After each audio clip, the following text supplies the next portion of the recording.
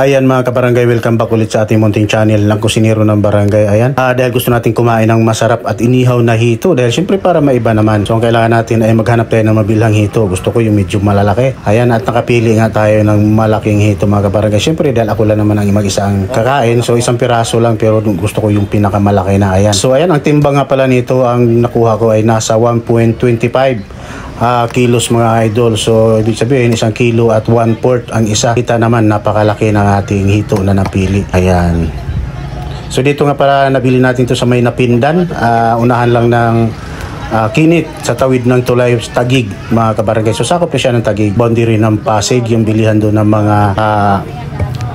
mga isdang tabang. Andoon po yung lahat ng mga klase ng isdang tabang. Bukas i-upload po natin yung video, makikita nyo po andoon lahat. May mga tilapia, karpa, hito, dalag, basta at marami pang iba. Ayan, makikita mo pati gurami, mayroon sila rin mga kabarangay. So bukas i-upload po natin yung video. So ayan, ito muna ang i-upload natin dahil ito muna ang ating unahin. At syempre dahil Sabado ngayon, gusto natin makatikim ng masarap na inihaw na hito. Ayan,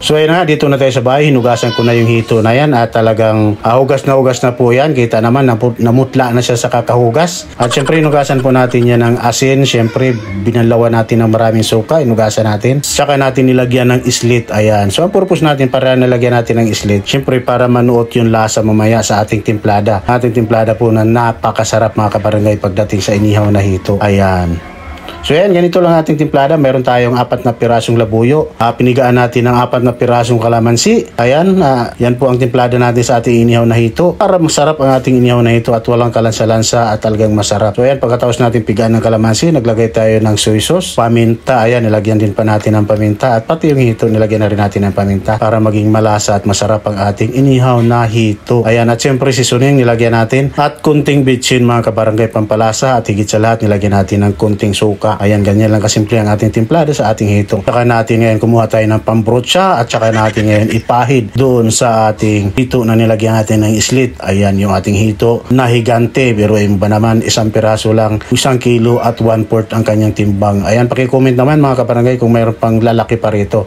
Pero sigurado ako na mayroon talaga at mayroon pa tayong makukuha na mas malaki rito, siguro hanggang 5 kilo siguro ang hito. Ayan, so ayan, pinahiran na natin ang ating timpladang pampalasa para siyempre bago natin ihawin, para ma-marinate na siya, para makakain na tayo ng masarap at inihaw na hito. Ayan, sa totoo lang, minsan lang naman tayo nakakakain ng hito, hindi naman lagi.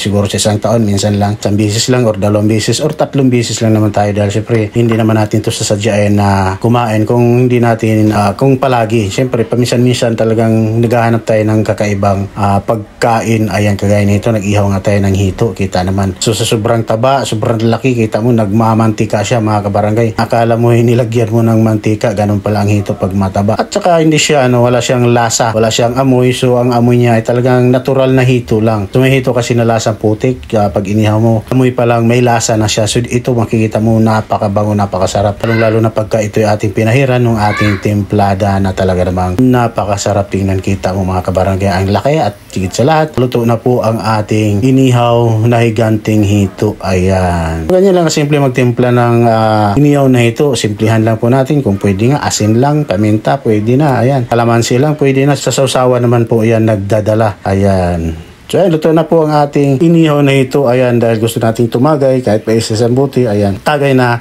with pulutan na inihaw na hito. Ayan, napakasarap mga kabarangay, mataba at higit sa lahat nagmamantika. Ayan, o ayan, kumuha na po tayo, medyo mainit kaya naibalik po ng ating kamay. Ayan, napakainit mga kabarangay dahil siyempre kaluluto lang. Ayan, at maraming salamat muli sa inyong lahat. At sa mga gusto umorder ng ating bagnit bagoong mga kabarangay, ilagay po natin yung link sa comment section ng Shopee at ng Lazada. At nang gustong umorder ng ating suka rapsa, nagawa po mismo natin. Ganon din nasa Lazada at Shopee na po. Mamaya tingnan nyo po sa comment section nang sa gayoy kayo'y maka-order. Ayan.